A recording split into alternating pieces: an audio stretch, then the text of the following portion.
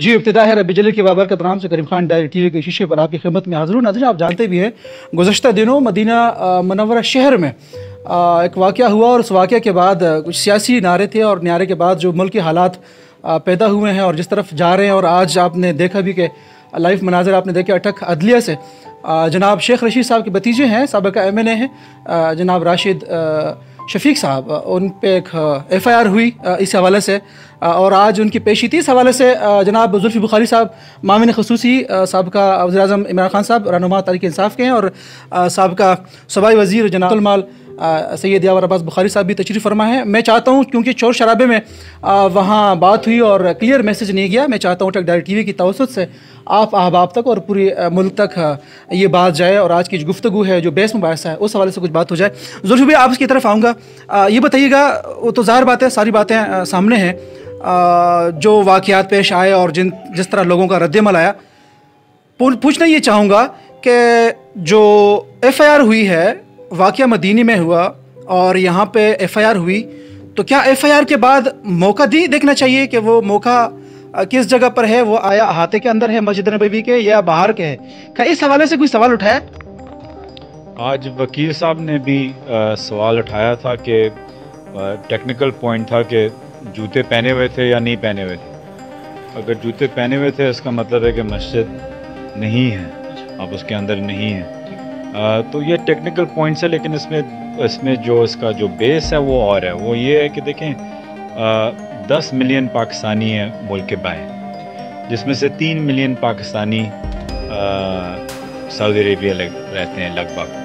वो अपने खून पसीने की कमाई से वापस पैसे यहाँ भेजते हैं रेमिटेंसेस के तौर पे, जिसमें पाकिस्तान की मैशत चलती है और जिस पे पाकिस्तान जी रहा है। आप कह सकते हैं कि जो सर्वाइव कर रहा है वो फॉरेन रेमिटेंसेस के ऊपर है। अब अगर वो समझे उनने ना कोई PTI के नारे लगाए, ना उनने कोई इमरान खान के नारे लगाए, उनने अगर दर्द से ये नारे लगाए कि जो वो पैसे वापस भेज रहे हैं अपने उस वक्त के इंटरिम प्राइम मिनिस्टर शहबाज शरीफ को देख के, तो फिर वो उनका दर्द था जो उन्हें निकाल के बोला है चोर। वो उनने कोई ये पहले से हमने प्लान किया हुआ था, ना हमें कुछ पता है, ना आप ऐसी चीज़ कभी प्लान कर भी सकते।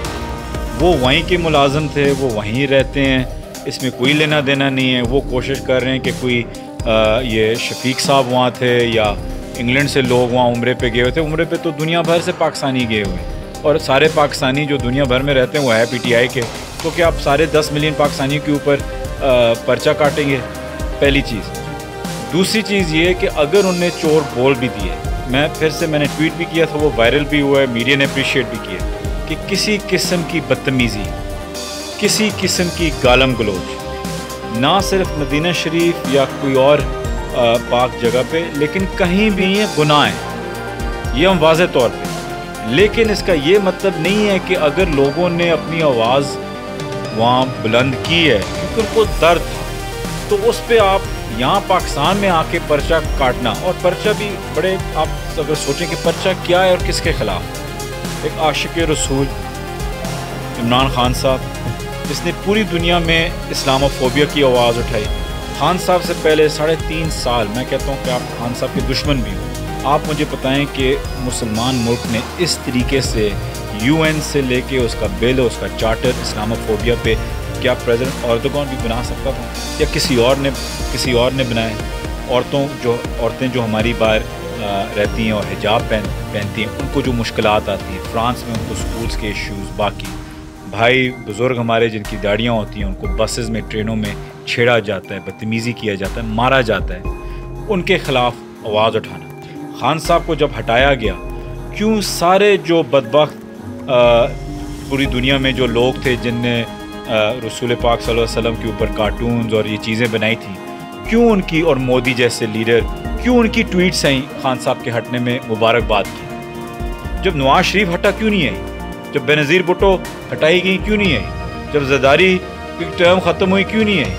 क्यों है कि सिर्फ पाकिस्तान की शायद 70 साल की हिस्ट्री में जो भी इस्लामोफोबिया जिसको कहते हैं, इस्लाम के ख़िलाफ़ है, जो नफ़रत इस्लाम के ख़िलाफ़ फैलाते हैं, क्यों उनकी ट्वीट्स, उनकी मीडिया टॉक्स, उनके इंटरव्यूज सिर्फ और सिर्फ इमरान खान के ख़िलाफ़ क्यों आते हैं? नवाज शरीफ के ख़िलाफ़ क्यों नहीं आते? शहबाज शरीफ के ख़िलाफ़ क्यों नहीं आते? बिलावल भुट्टो के ख़िलाफ़ क्यों नहीं आते? इमरान खान के खिलाफ क्यों आते हैं? तो पर्चा डालना भी था तो कुछ सोच समझ के डालते। वही चीज़ डाली है जो पूरी दुनिया उनको उनका नाम ले रही है कि इस्लामोफोबिया के साथ ज्वाइन कर रहे हैं। तो ये एक विक्टिमाइजेशन है और ये पूरा प्लान था एक मॉडल टाउन के कातिल का। उसका नाम है राना सनाउल्लाह। वो एक दहशत गर्द है। उसके ऊपर 18 केसेस हैं कत्ल के। वो पाकिस्तान में ना तो सिर्फ उसके ज़ाती कत्ल के केसेस हैं, वो जब भी आता है फ़िरका वारियत भी फैलाता है और बाकी भी चीज़ों। अब इसने यह नया मौजू छेड़ा है और ये कोशिश इसकी ये है जैसे कि बाकी जो इम्पोर्टेड गवर्नमेंट्स होती हैं या बाहर की जो साजिश होती है वो यहाँ बलूचिस्तान में अटैक्स कराते हैं या कराची में कराते हैं या फ़िरका वारियत की कराते हैं या और किसी चीज़ों का कराते हैं। ये इसका एक चलने का तरीका है, ये जो उसका राना सनाउल्लाह का। और अब इसने ये ढूंढा है लेकिन उसको समझ नहीं आ रही कि ये एक इनकलाब है और इनकलाब ये उस चीज़ में नहीं है कि वो वाक़या करके वो ख़त्म हो जाएगा। ये इनकलाब है लोगों का, इंसानों का समंदर है और इसलिए उसको हम इस तरीके से जवाब दे रहे हैं। जी, मैं उस तरफ आ रहा हूँ। अच्छा, आज चूँकि आज पेशी थी और कल एक दिन रिमांड के बाद आज पेश किया गया जनाब राशिद शफीक साहब को। 2 दिन के लिए मज़ीद रिमांड हासिल किया पुलिस ने। क्या वकला ने ज़मानत के लिए बेल की थी? बेल की थी लेकिन बेल के लिए बिल्कुल अप्लाई किया था। लेकिन आप मौजूदा हालात में आप देख लें जिस तरीके से इस्लाम का बेदर्दी से जी और लोगों के जज्बात के साथ खेला जा रहा है। और वो जैसे जुल्फ़िकार बात कर रहे थे, आप ये देखें कि मसला है क्या कि मस्जिद नबी में आवाज़ बुलंद की थी, यही मसला है ना। तो आया जब बिलावल के हक़ में नारे लगे वो आवाज़ बुलंद नहीं हुई थी? जब मरियम ने एक ट्वीट किए हुए जिसके अंदर इमरान खान साहब के ख़िलाफ़ 2 बंदे नारे लगा रहे थे और वो मरियम नवाज सफदर का ट्वीट मौजूद है, तो आया उस टाइम पे बेहुरमती नहीं हुई थी? और ये चीज़ आप ये देखें कि जूते पहने हुए लोग इनको चोर कह रहे हैं। ना किसी ने इमरान खान जिंदाबाद का, ना किसी ने PTI के नारा का, इनको ही चोर का, इनको ही डाकू का, इनको ही मफाद परस्त का। और ये लोग क्योंकि ये चीज़ बर्दाश्त नहीं कर सके, और वो जुल्फ़ी वाली बात है कि ये लोग अभी इस्लाम का बेदर्दी से कार्ड खेलेंगे नाजायज़ तरीके से। फिर इनका काम ये है कि अगर ये बात ये चीज़ राशिद शफीक के ख़िलाफ़ ये लोग कर रहे हैं, हमारे MNA के ख़िलाफ़, तो वो बिलावल भुट्टो के ख़िलाफ़ भी करें, वो उन लोगों के ख़िलाफ़ भी करें कि जिन्हें बाकी नारे लगाए, उनके ख़िलाफ़ तो नहीं हो रहा है, सिर्फ PTI के ख़िलाफ़। तो नज़र आ रहा है कि अज़ाइम ये हैं कि हमारे लोगों को, सादा लोगों को इस चीज़ में बेवकूफ़ बनाया जाए कि जहाँ पे मज़हब का कार्ड ये लोग इस्तेमाल करें। तो इनकी जहाँ पे मर्ज़ी होती है वहाँ पे ये नारे हक़ में नवाज शरीफ के काबा के शहन के अंदर लगवा लेते, मस्जिद नबी में लगवा लेते। वो आवाज़ बुलंद करना नहीं था? तो ये लोगों को आंखें खोलने की ज़रूरत है। कोई आके आपको कहे कि वहाँ पे बेहुरमती हुई है, उनसे ये पूछें कि उन लोगों ने जूते पहने हुए थे, नहीं पहने हुए थे। अगर जूते नहीं पहने हुए थे और नारे लगे, आया फिर वही नारा नवाज शरीफ के बिलावल के हक़ में नहीं लगे? वही नारे इमरान खान के ख़िलाफ़ नहीं लगाए गए? और मरियम ने ट्वीट भी किया। तो ये चीज़ें हर किसी को आंखें खोलने की ज़रूरत है। खुदा का वास्ता है, कुत्ते के पीछे ना भागे, अपने कान को चेक तो करें ना। ये लोग हमें बहुत अरसे तक इस किस्म के सियासी नारे लगा के, मज़हब को इस्तेमाल करके इस मुल्क के अंदर फसाद करवाते रहे हैं। अभी इन फसादियों से जान छुड़वाने का मौका आ गया, एक इनकलाब आ गया हमारे पास, खुदा के फजल करम से इमरान खान जैसे एक लीडर आ गए। तो इस मौके को ज़ाया ना करें, हाथ इनका बटाएं। जिस तरीके से हमारी एक कमज़ोर हुकूमत हमें इस दफ़ा दी गई थी कि हमारे पास नंबर्स और पूरे नहीं होते थे, हमारे पास इत्तेहादी थे जिनकी बातें हमें सुननी पड़ती थी। अगर इमरान खान साहब को 2/3 मैंडेट मिले तो एक मुल्क जो गुर्बत की सतह से नीचे है, अगर खान जैसे लीडर आए और आपके टैक्स इजाफी जमा होते हैं, वही टैक्स आपको पेट्रोल में 10 रुपए की रियायत दे कि आपको खुदा के फजल करम से वही टैक्स वापस हुए, सेहत इंसाफ कार्ड आपको देकर 10 लाख रुपया हर गरीब की जेब में गया। आज तक कायद आज़म के बाद किससे ये काम किए?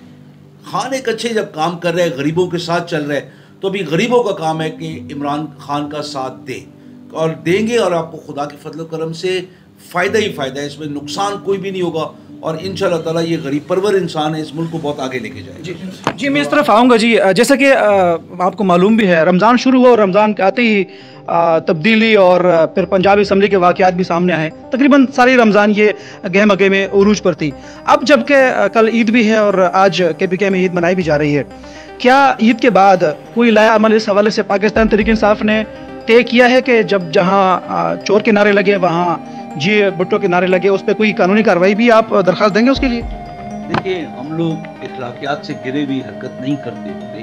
हमारे पास भी खान साहब को किसी ने जाके वीडियोस दिए इनके, लेकिन खान साहब ने बोला कि मैं इन चक्रों में नहीं पड़ूंगा। वजह यह है कि देखिए, हमने अपनी कौम की परवरिश भी करनी है, कौम को सिखाना भी है कि जहाँ पे अगर हम कहते हैं चोर को पहचानो, ये कहते हैं ना कि चोर चोर कह के दुनिया में मशहूर कर दिया है कि हम लोग चोर हैं। पाकिस्तानी को चोर नहीं कहते, ये नवाज शरीफ का खानदान, जरदारी का खानदान चोर है ना। हम लोग ये कहते हैं कि लाए अमल हम इस तरीके से तैयार करें जहाँ पे कौम की ज़हनी परवरिश की जाए और इखलाकियात को उठाया जाए। ये कहते हैं कि पीटीआई जब से आई है तो इखलाकियात का बेड़ा गर्क हो गया। वो इसलिए कहते हैं कि हम लोगों ने चोरों को बिल्कुल नंगा करके लोगों के सामने दिखाया है। हम लोग कहीं भी बर्दाश्त नहीं करते हैं कि चोर कहीं आके बैठे। देखिए, हम लोग दूध के धुले हुए खुद भी नहीं हैं, मतलब हमसे भी गलतियां होती हैं, लेकिन हमारी जितनी कोशिशें 3 साल में हमने की हैं, इन लोगों ने अपने 45 साल में मुझे दिखा दे। इनने गरीबों के लिए रोटी कपड़ा और मकान के नारे लगाए, इनने गरीबों को बोला पैसे जमा कराओ कि हम लोग कर्जे उतारें। वो सारे पैसे किधर गए? वो साहबदार ने साइफोन ऑफ करके बाहर ले गया डॉलर्स, और ये रोटी कपड़ा और मकान सिंध की आप जाके हालत देखे। पिछले दिनों जब वो बच्चे जल के मर गए, लोग जल के मर गए, पूरा गांव जल गया, इनके पास वहाँ पे फायर ब्रिगेड कोई नहीं था। तो ये चीज़ें जितने नारे ये लगाते हैं, अमल हमें दिखाएं। हम लोगों ने जो अमल दिखाया है वो सेहत इंसाफ कार्ड है, नए अस्पताल हैं, नई यूनिवर्सिटीज़ हैं। हम लोगों ने हर वो काम किया कि जहाँ पे गरीब के बच्चे पढ़े लिखे भी, वहाँ पे उनका इलाज भी हो, अपने गांव से उठ के उनको ना लाहौर जाना पड़े ना पिंडी जाना पड़े, अपने घर में अपनी दहलीज पे उनको सब कुछ मिले। अच्छा, जाते जाते आज़ादी मार्च के वाले सवाल करना चाहूँगा। गुज़श्ता दिनों इजलास भी हुआ और ख़ान साहब का बयान भी सामने आया। मई के आखिरी हफ्ते में गालिबन होने जा रहे मार्च। अटक से क्या लाएमल है आपका? चूँकि आपके यहाँ जो है 3-4 दड़े मौजूद हैं जो PTI को सपोर्ट करते हैं। क्या मुत्तफ़िका तौर पर आप शामिल होंगे आज़ादी मार्च में, या ये इनफरादी तौर पर अमल होगा? नहीं, हम लोग अभी इंशाल्लाह ताला जलसा भी अटक में होने वाला है। वो भी हम लोग इनफरादी तौर पे नहीं करेंगे, इज्तिमाई तौर पे करेंगे। हमारे इख्तलाफात हो सकते हैं, करीम खान मेरे आपसे इख्तलाफ हो सकते हैं, लेकिन जब मैं आपको भाई कहता हूँ, इख्तलाफात के बावजूद ये भाईचारा चलना चाहिए।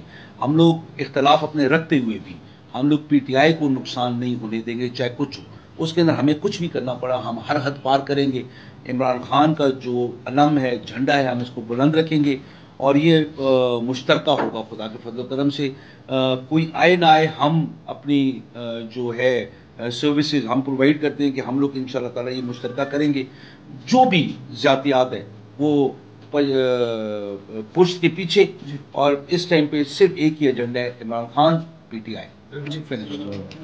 जी बहुत शुक्रिया आप सबका। जी बिल्कुल नाज़रीन, आज चांद रात भी है और जैसा कि आप जानते भी हैं, रात को रोयत हिलाल कमेटी ने ऐलान किया है मंगल को बरोज़ ईद उल फितर है। और एक ख़ास पैगाम अटक दायरा TV की जानिब से देना चाहूँगा, ख़ासकर चांद रात में जिस तरह हालात भी ऐसे हैं कि कोई खुशी की खबर, कोई लम्हा हाथ नहीं आता। ईद उल फितर है, ईद का दिन है, तो बिछड़े हुए और नाराज़ अहबाब को मनाइए। लेकिन ख़ासकर एक पैगाम रात को जो ख़ासकर लोग हवाई फायरिंग करते हैं उससे इज्तिनाब करें। इससे आपकी एक हवाई फायरिंग से किसी की जान जा सकती है। बिल्कुल ज़िंदगी ने वफा की और सांसों ने साथ दिया। तो नए पैगाम के साथ आपकी खिदमत में हाजिर हूँगा, इजाज़त चाहता हूँ।